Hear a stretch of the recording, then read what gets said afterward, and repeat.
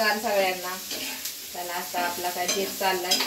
काल काय व्हिडिओ नाही, 2 दिवस झाले व्हिडिओ काढलेला. आता टाइम भेटत तसा व्हिडिओ टाकते. तर छानपैकी बघा आज काय काय देत आहे.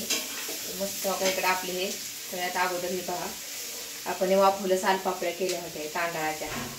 एकदम अशा सॉफ्ट आणि एकदम बॉबी सारखे झालं ते बघा.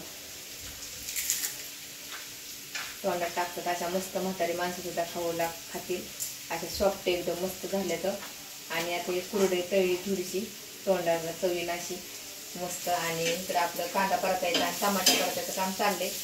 तर म्हणतात काय बेत करायचं आहे. या साईडला बघा अशी मस्त छान अशी आमटी केली आहे. गावाला असे मस्त छान अशा आमट्या मिक्स डाळींच्या 2-3 डाळी मिक्स अशी आमटी केली. तूर मसूर परत मूग आणि ह्याला इकडे केलेली मस्तपैकी आपली बाजरीची भाकरी. तुम्हाला माहिती आहे छान अशा भाकरी झाल्या. तर मला आता थोडंसं ना आमटीसोबत काहीतरी सुक्की भाजी पाहिजे नाही का नाही, म्हणून आता हे अंड्याची चटणी करते, बुर्जी थोडीशी.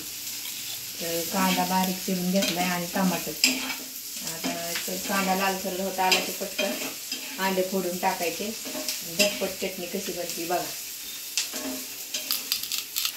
तर कांदा शिजून बघा आपला किती थोडासा झाला, एकदम लाल ब्राऊन कलर आला.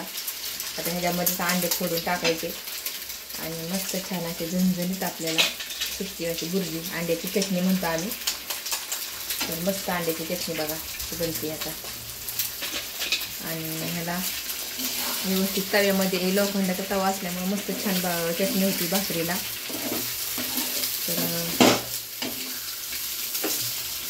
असं बनवणार. ह्याच्यामध्ये आपल्याला थोडीशी हळद, लाल तिखट, मीठ टाकायचे. थोडंसं परतत आलं की हळद लगेच नाही टाकली कारण तेलामध्ये लगेच हळद करपली जाते, त्याच्यामुळं हळद आता टाकते.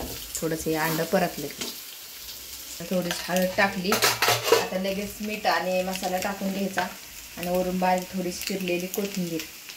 तर हे मीठ हळद वरून टाकले मी कारण लगेच टाकलं असतं आपण कांद्यासोबत तर लई त्याला करपून गेलं असतं, त्याला चव लागत नाही. ते परतत आल्यानंतर मीठ हळद आणि मीठ टाकायचं, हळद मीठ मसाला. तर छान आता ह्याला असं बघा चांगलं भाजत आले अंडा. आता चटणी चांगली होत आल्या ह्याला आपण त्याच्यामध्ये आता वरून कोथिंबीर टाकूया. चटणी आपली तयार झालेली आहे आणि आता वरून टाकली आहे मस्तपैकी बारीक चिरलेली कोथिंबीर. कशी वाटली अंड्याची चटणी नक्की कमेंटमध्ये सांगा. झटपटीत लोखंडाच्या तव्यामध्ये भाकरी केलेल्या त्याच तव्यामध्ये नको बहाटे खरकाटे व्हायला, नको काय व्हायला, झटकेपट गरमागरम या सगळ्यांनी जेवण करायला. तर ओके बाय सगळ्यांना.